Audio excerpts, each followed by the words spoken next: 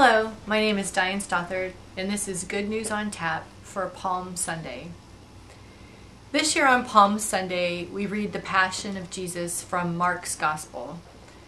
Mark's version of this story is very different from John's version, which we will read on Good Friday. In fact, of the four accounts, I think these two are the most different from each other. If you've never done it before, I would encourage you to spend some time reading the two accounts from John and Mark this week to see what John and Mark are trying to teach us about Jesus. For Mark, Jesus is the suffering servant Messiah, whose perfect and complete obedience to God is what facilitates our salvation. The rest of the liturgy on Palm Sunday helps us understand what Mark is trying to tell us. The first reading is one of the 5 suffering servant songs from the book of Isaiah. The servant is beaten and harassed, but he does not resist, and he knows he will not be shamed before God. The second reading is from Philippians, and it is the beautiful kenotic hymn.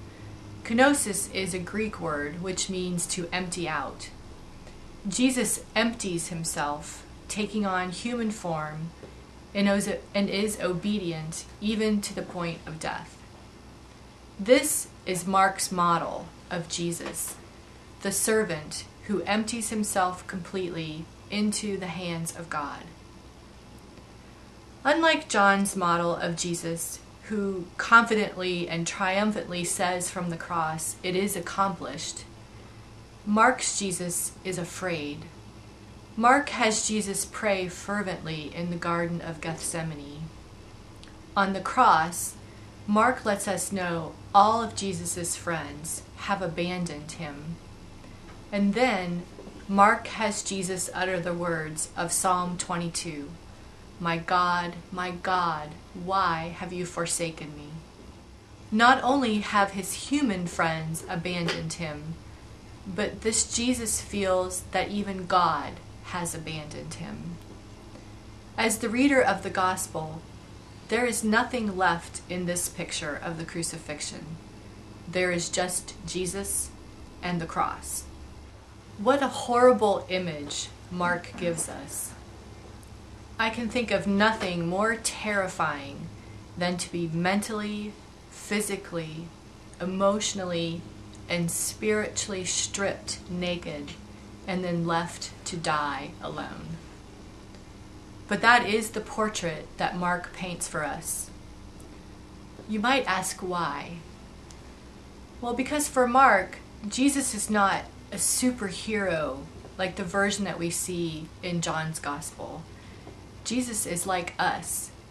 Mark wants us to see Jesus' humanity and his vulnerability. It is only from his humanity, his weakness, if you will, that Jesus leaves us the perfect example of what it means to trust in God. Afraid, alone, abandoned, yet he trusts. Now, think of another son of man, if you will, the first son of man, or Adam.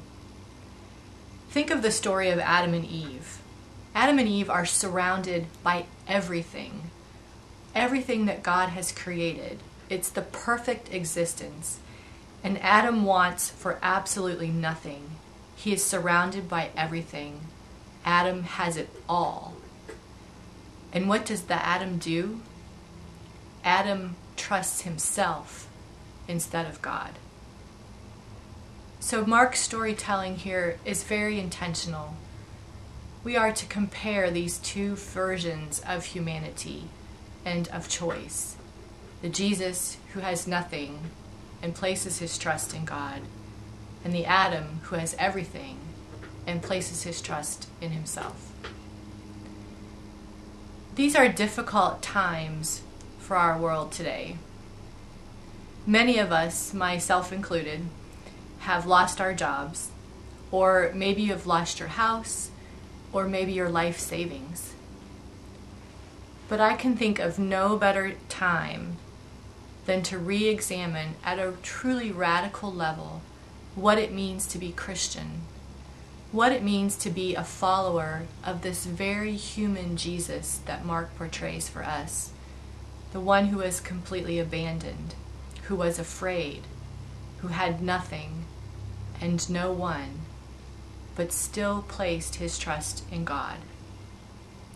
And we all know how that story ended up. And that's Good News on Tap for Palm Sunday.